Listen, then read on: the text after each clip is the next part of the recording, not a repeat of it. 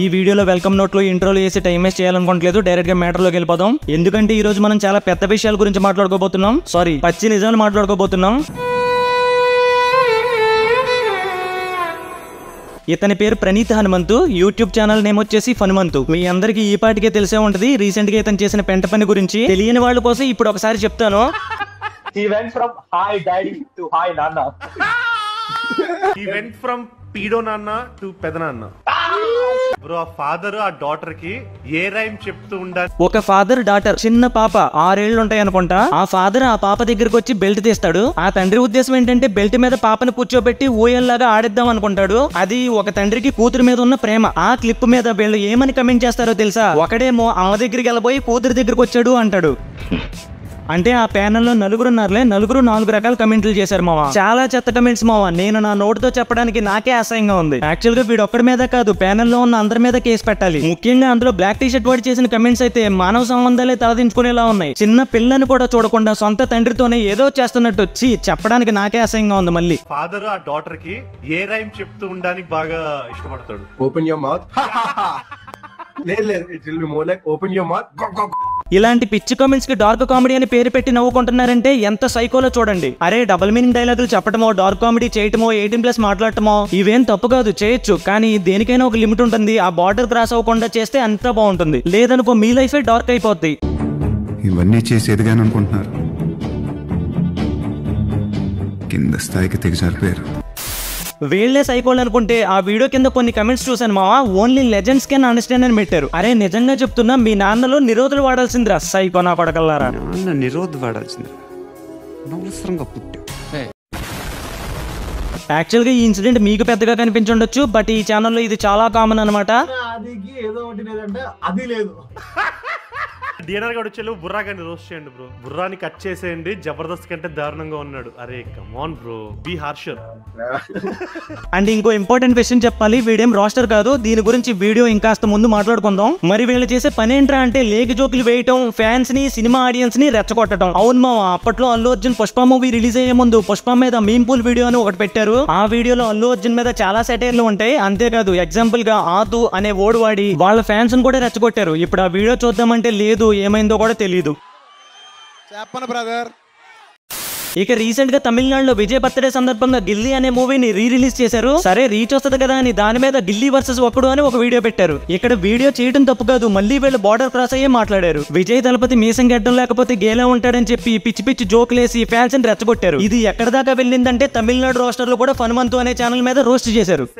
Generally Tamil version లో Prakash Raj character is more iconic because Thalapathy character అంత weak కాబట్టి క్యారెక్టర్ లేచిందో మనకు తెలియదు. இதெல்லாம் யாரா உங்களுக்கு சொன்னாங்க தளபதி கேரக்டர் வீக்கா? అరే ట్విట్టర్ లో అంటే నిబ్బాగాళ్ళు ఉంటారు, ఫ్యాన్ వార్లు చేసుకుంటారు. కానీ గొత్త కిందకి తేజ్ వచ్చింది, చదువుకున్నారు, పైగా మూవీస్ మీద వీడియోస్ చేయకపోతే పొట్ట గడవదు. మళ్ళా ఆ ఫ్యాన్స్ ని రెచ్చగొడుతున్నారు. మీరు రెచ్చగొట్టింది 2 హీరోల యొక్క ఫ్యాన్స్ కాదు, 2 స్టేట్ల యొక్క జనాల్ని. చూసారా మావ ఎంత టాక్సిక్ గా ఉన్నారో వీళ్ళు.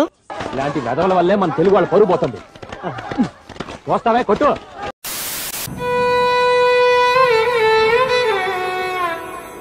ఈ ఇన్సిడెంట్ మన కళ్ళకి కనబడుతుంది కాబట్టి అక్కడి వరకే ఆలోచిస్తున్నాం. కానీ ఇలాంటివి జరగడానికి మెయిన్ రీజన్ ఆ యూట్యూబర్స్ యొక్క మైండ్ సెట్. నిజమ్మా, ఛానల్ స్టార్ట్ చేసిన కొత్తలో ఒళ్ళు దగ్గర పెట్టుకుని మరీ మంచి కంటెంట్ ఇస్తారు. కానీ ఎప్పుడైతే రీచ్ ఫేమ్ వస్తుందో అప్పుడే కళ్ళు నెత్తికెక్కుతాయి. ఎప్పుడైతే మేమేం చెత్త చేసినా నవ్వుతారో, ఏం సొల్లు చెప్పినా వింటున్నారు అనే ట్రాన్స్ లో బతుకుతారో అప్పుడు మా ఇలాంటి బ్లండర్ మిస్టేక్స్ చేస్తారు. ఒకసారి తప్పు చేసిన తర్వాత దాని ఇంపాక్ట్ ఎంతలా ఉంటదంటే వాటిని సరిదిద్దుకోవడానికి ఒక లైఫ్ సరిపోదు. దానికి పర్ఫెక్ట్ ఎగ్జాంపుల్స్ కూడా మన తెలుగులోనే ఉన్నాయి. వీడి పేరు పోల చొక్క. స్టార్టింగ్ లో చాలా మంది మీద స్పోఫుల్ చేశాడు, రివ్యూలు కూడా ఇచ్చాడు. అవి ఎంత బాగుండేయో మీకు కూడా తెలుసు. కానీ వన్స్ రీచ్ రాగానే వీడిని ఇంటర్వ్యూ చేసినప్పుడు నీ శాలరీ ఎంత అని అడిగితే వీడు ఏం చెప్పాడో తెలుసా మావా?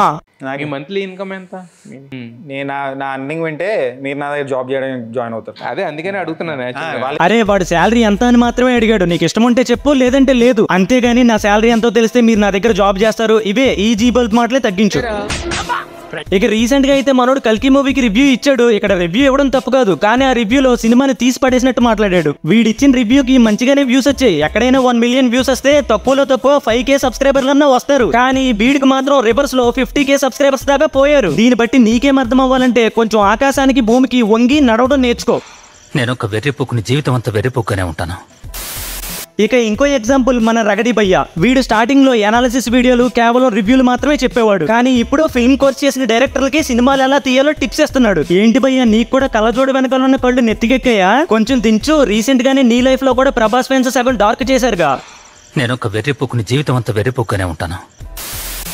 ఇక చివరిగా బార్బెల్ పిచ్ మీటింగ్స్. వీడు స్టార్టింగ్ లో ఫిట్నెస్ వీడియోస్ చేసుకునేవాడు, తర్వాత కాంటెంట్ మార్చాడు, దాని తర్వాత జనాలు ఆదరించారు, రీచ్ కూడా బానే వచ్చింది. ఇక అప్పుడయ్యా వీడి కళ్ళు నెత్తికెక్కి ఏం చెప్పినా చెల్లుద్ది అని కొత్త బలుపుతో ఒక వీడియో పెట్టాడు. నాకు ఆంధ్ర సైడ్ చుట్టాలు లేరు, సంబంధమే లేదు, పాలిటిక్స్కి మాకు సంబంధమే లేదు, నాకు అసలు no stake in this. India వచ్చి ఆల్మోస్ట్ 8 years అవుతున్నట్టుంది. మళ్ళీ నీకు తెలుగు మూవీస్ కి సరిగా రివ్యూ ఇవ్వడమే రాదు, ఇక తెలుగు స్టేట్స్ లో ఉన్న పాలిటిక్స్ గురించి వీడియోలు చేయడం అవసరమా? వీడు ఇండియా వదిలి 8 years అయ్యిందంట, వాడే చెప్పాడు. అంటే వీడు ఇక్కడ లేకుండానే 2 elections జరిగాయి. మరి నీకు అవగాహన లేకుండా, ఇక్కడ పరిస్థితుల గురించి తెలియకుండా, గ్రౌండ్ రియాలిటీ గురించి తెలియకుండా ఎలారా పొలిటికల్ అనాలిసిస్ వీడియో పెట్టావు? నేను చెప్పనా, కేవలం నేనేం చెప్పినా వింటారు అని బొద్ద బలుపు. ఇప్పుడు కొంతమంది తర్వాత సారీ చెప్పాడు కదా అంటారేమో. వాడు వీడియో చేసినందుకే జాబ్ పోయినంత పని అయింది. ఇక తప్పు చేసి కూడా సారీ చెప్పకపోతే కొత్త చెక్కేస్తారు. రీసెంట్ గానే వీళ్ళ ముగ్గురు మీద నేను వీడియోస్ చేశాను, ఆ లింక్స్ డిస్క్రిప్షన్ లో అలాగే పిన్ కమెంట్ లో ఉంటాయి. ఈ వీడియో అయిపోయాక వెళ్ళి చూడండి మామ. ఇక ఫైనల్ గా ఈ సెగ్మెంట్ లో నేనేం చెప్పాలనుకుంటున్నానంటే, పెద్ద క్రియేటర్స్ అయిపోయిన తర్వాత కళ్ళు నెత్తికెక్కి ఏం చెప్పినా చెల్లుద్దులే అని ట్రాన్స్ లో బతకండి. రియాలిటీకి దగ్గరగా ఉండండి, డౌన్ టు ఎర్త్ ఉండండి. ఇక నుంచి మీ లైఫ్ బాగుంటాయి. నీకన్నా ఎగస్ట్రా ఎవరు తినలే కానీ కానీ ఇంటర్వ్యూ అడుగు.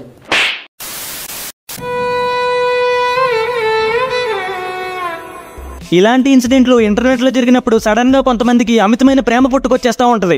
రావడంలో తప్పులేదు, కానీ ఇంతకు ముందు ఇలాంటి ఇన్సిడెంట్ల మీద ఏమైనా స్టాండ్ తీసుకున్నాడా అంటే లేదు. ఇంకా వాళ్ళ పరువులు తీసే వీడియోలు చేసి చిల్లర ఏరుకున్నాడు, చిల్లర విధవ. అసలు యూట్యూబర్ లో రోస్టర్స్ అయ్యుండొచ్చు, ట్రోలర్స్ అయ్యుండొచ్చు, ఏ చెప్పుతో కొట్టాలి అనేటటువంటిది మీరే డిసైడ్ కండి. ఈ వీడియో చూసిన తర్వాత యూట్యూబ్ లో రోస్ట్ వీడియోలు అనేటటువంటి కామన్, ట్రోల్ వీడియోలు అనేటటువంటి కామన్. ఇంతకు ముందు ఉండేది కాదు. ఇప్పుడు ముందు ఒక 4-5 డఫ్ఫగాలు చేరి వాడిని తిట్టడం, ఎంటర్టైన్ కావడం, వాడి వీడియోలు తీసుకొచ్చి వాళ్ళ దాంట్లో పెట్టుకోవడం, హే అని చెప్పి ఎక్కిల నవ్వులా ఉంటాం. ఏదో ఒకటి ఫన్మంతు ఇన్సిడెంట్ గురించి మాట్లాడరా అంటే రోస్టింగ్ కమ్యూనిటీని లాగుతావేంట్రా, అబద్ధాలు చెప్పి అడుక్కు తినేటోడా. నేను ఈ వీడియో స్టార్టింగ్ లో కూడా చెప్పాను మామ, ఫన్మంతు అనేవాడు రోస్టర్ కాదు, కానీ వీడు మాత్రం టాపిక్ ని ఎలా మిస్లీడ్ చేస్తున్నాడో చూడండి. సెటర్ లేయడం అనమాట. అలాంటి లంగా ఛానల్లో మన యూట్యూబ్ లో చాలా ఉన్నాయి అనమాట. అంటే తెలుగులో కూడా ఇంకా ఎక్కువగా ఉన్నాయని చెప్పుకోవచ్చు. సో దాంట్లో ఆ లంగా ఛానల్స్ గురించి అయితే తర్వాత మాట్లాడదాం. ముందు నీకన్నా పెద్ద లంగా ఛానల్ తెలుగు యూట్యూబ్ కమ్యూనిటీలో ఏ కేటగిరీలో కూడా లేవు కదరా.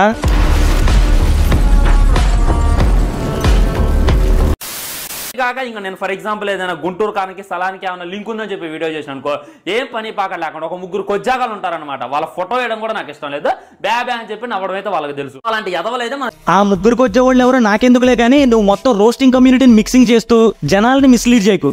మీతో ప్రాబ్లం ఇదేనయ్యా, దెంగిదామని వస్తారు, దెంగించుకుని వెళ్తారు. చిన్నప్పుడు వినేది, కానీ ఇప్పుడు ఈ రోలర్స్ ని రోస్టర్స్ ని ఈ వరస్ట్ ఎదవలను చూస్తుంటే చాలా బాధగా అనిపిస్తుంది అనమాట.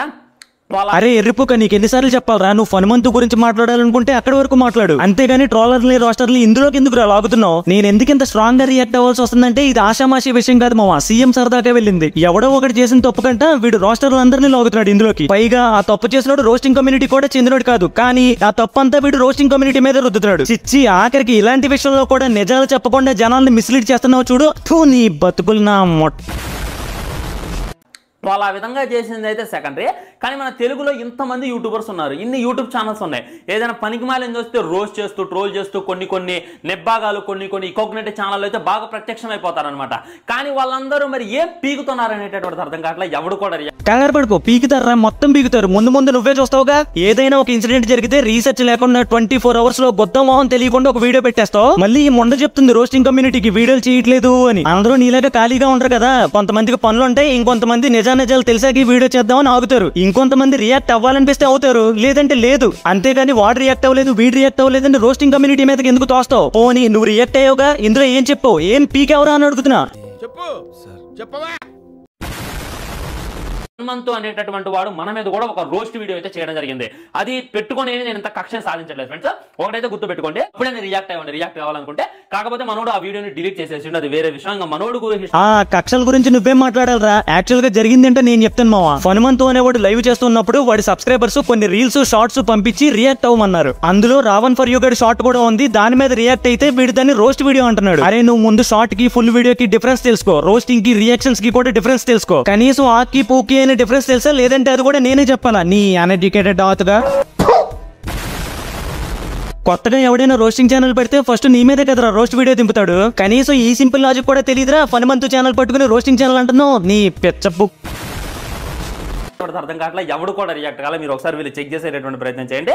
నేను ఒకటి రియాక్ట్ అయినా మహేందర్ భాయ్ తప్ప ఎవడు కూడా రియాక్ట్ కాలే. ఇంకెలా దగలబడింది మన తెలుగు కమ్యూనిటీ.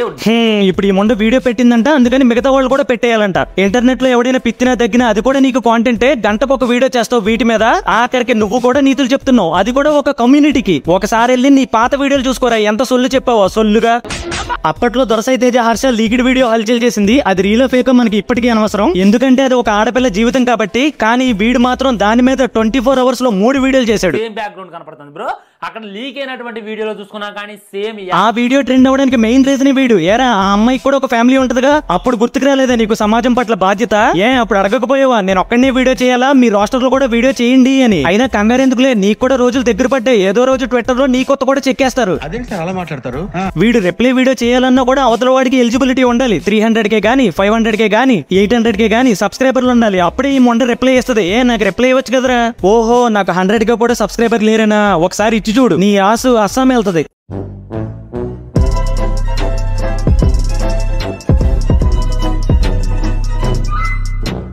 ఓకే గైస్, ఈ రోజుకి ఇంతే ఈ వీడియో. యాక్చువల్ గా ఫన్మంతు అనేవాడు చేసింది 100కి 100% తప్పు. నువ్వు ఆ తప్పు మీద ఎన్ని వీడియోలు చేస్తావో చేసుకో, కానీ తప్పుడు వీడియోలు చేసి ఒక కమ్యూనిటీని పాడు చేయకు. ఈ ఫన్మంతు ఇన్సిడెంట్ మీద సాయి అన్న మనోజ్ అన్న ట్విట్టర్ వేదికగా సీఎం సార్ దాకా తీసుకువెళ్లడం, వాళ్ళు కూడా వెంటనే రెస్పాండ్ అవడం, పోలీసులు కూడా వెంటనే కేసు నమోదు చేయడం అంతా బానే జరిగింది. కాకపోతే వాడి బ్యాక్గ్రౌండ్ కొంచెం గట్టిగానే ఉంటది కాబట్టి 1 day లోనో 3 months లోనో బెయిల్ వచ్చేయకుండా వాడికి స్ట్రాంగ్ గా కౌన్సిలింగ్ తో పాటు లాఠీలు కూడా దింపాలని కోరుకుంటున్నాను. ఇక ఫైనల్ గా చిన్న రిక్వెస్ట్ మావా, ఇంటర్నెట్ లో ఎవడైనా వీడియోలు పెడితే మీరు అవి చూస్తే వెంటనే నమ్మేయొద్దు. ఆ వీడియోలో ఎంతవరకు నిజముంది ఎంతవరకు లేదు అని మీకంటూ ఓన్ రీసెర్చ్ కూడా ఉండాలి. అంతేగాని ఏదైనా ఇన్సిడెంట్ జరిగితే 24 hours లోపు వీడియో పెడితే వాడికి సమాజం పట్ల ప్రేమ ఉన్నట్టు, వీడియోలు పెట్టని వాళ్ళకి సమాజం పట్ల బాధ్యత లేనట్టు ఇలాంటి రెచ్చగొట్టే మాటలు ఎవరైనా మాట్లాడితే చెప్పు తీసుకు కొట్టండి.